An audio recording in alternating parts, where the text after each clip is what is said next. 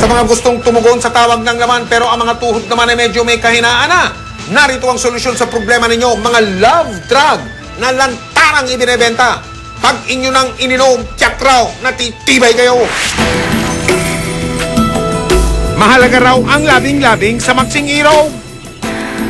Pero sa bawat relasyon, meron raw konsumisyon. At paano na kung mawala ang romansa?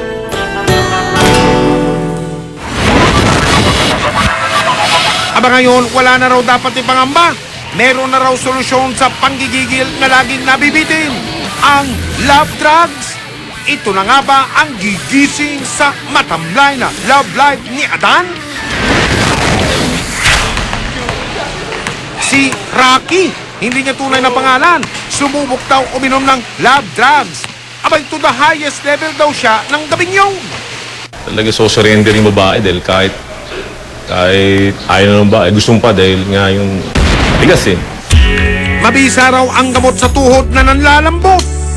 Pagka ganyan, magaling pa yung kapartner mo tapos sinubukan pa ng gano'n, talagang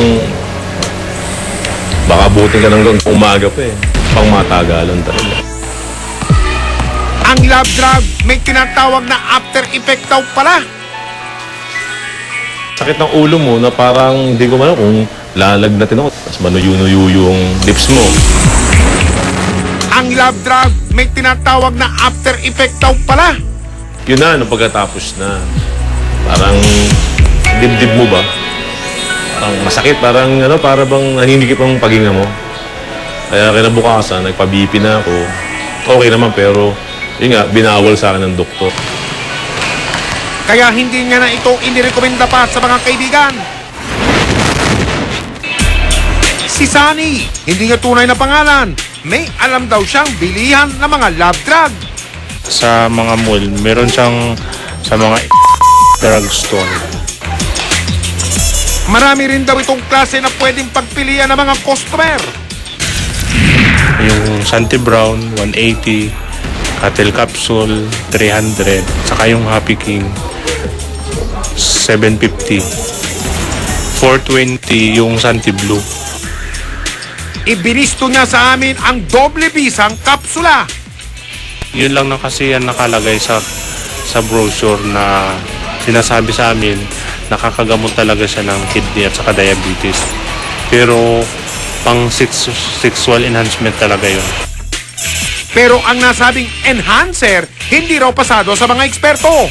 Chinese herbal siya, bali Chinese Viagra yun na hindi talaga aprobado ng BFAD. Nag-ikot-ikot kami sa iba't ibang mall sa Metro Manila.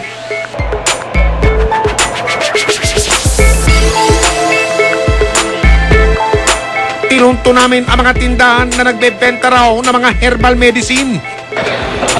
Sinubukan namin bumili ng mga sinasabing pampatigas. Palakas din.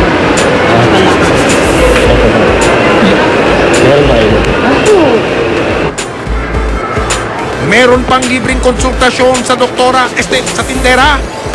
Pero dito, sir, kapag medyo mga 50 up po kasi ito, kapag mga 30 to 40, 50, pwede pa siya. Hanggang 2 po. Nakakatulungan siya, sir, sa kidney eh. Apo, kasi iihi ka talaga ng iihi. Sa sumunod na pwesto, nakahanda na ang reseta.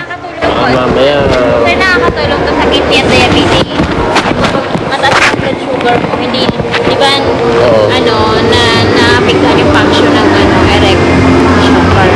Di ba nga, sir, ginagamit lang sa diabetic din nila, isa lang per day. Hanep, ano po?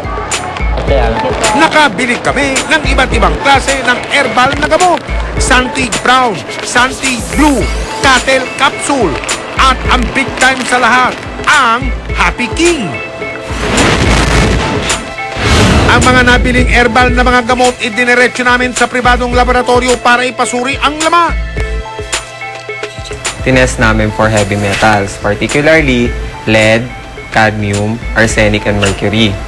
So dun sa 4 na yon, meron tayong nakuhang results dun sa lead, which is 29 ppm, around 29 ppm.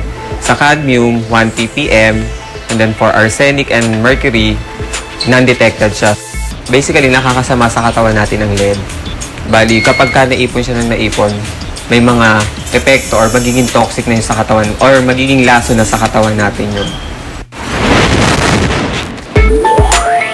Inilapit namin sa Bureau of Food and Drugs o BIFAD ang nauusong lab drug. Kinumpirma nilang hindi rehistrado sa kanilang listahan ang mga nabili naming herbal na mga gamot. Nagreseta ang BIFAD ng inspeksyon sa lahat ng mga butika na aming nabilhan.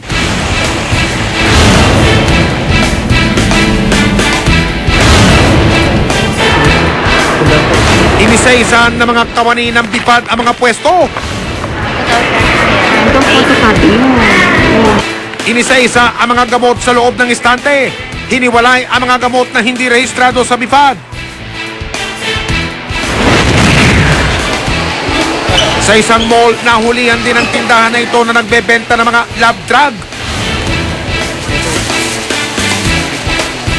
Ang lahat ng nakitang bawal na gamot nilagyan ng selyo. Ini-ano natin yun, inventory and seal. Tapos, with a strict advice to the establishment not to move, not to sell, offer for sale until further notice.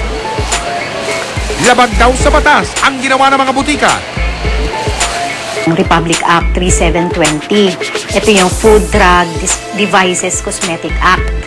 So, sinasabi doon sa batas na kailangan lahat ng mga produkto under BIFAD jurisdiction bago siya i-offer sa consuming public, kailangan nakarehistro ito sa BIFAD.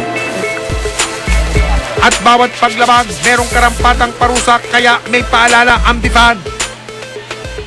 Kung repetitive na itong mga violations na ginagawa, we can recommend suspension or revocation of license to operate.